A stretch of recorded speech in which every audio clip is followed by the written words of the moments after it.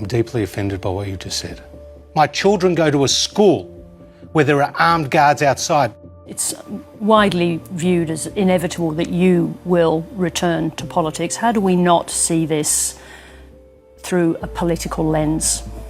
I mean, the case that you're making, a personal case against the Prime Minister. I'm deeply offended by what you just said.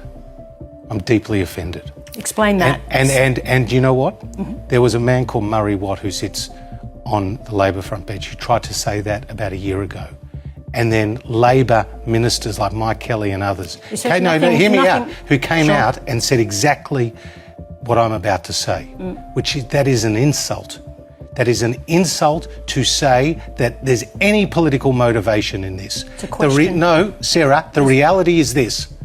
I'm an Australian who has to have personal security because my life is endangered in this country.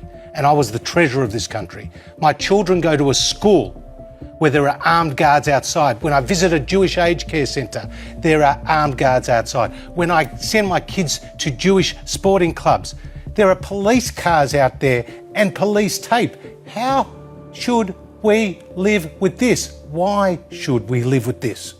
So if I'm not going to speak out, who is? If not now, when? If not me, who?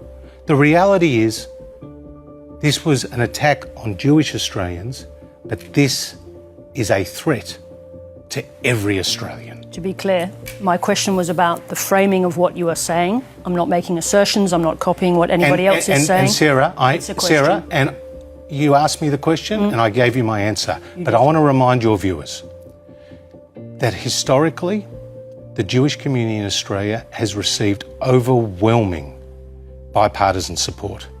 The greatest supporters included Doc Everett, a leader of the Labor Party who was there for the formation of the State of Israel as the President of the General Assembly. Bob Hawke, who said if the bell tolls for Israel, the bell tolls for all of mankind. Julia Gillard, who I interviewed in my documentary, who was just horrified by this rise of anti-Semitism. Bill Shorten and others.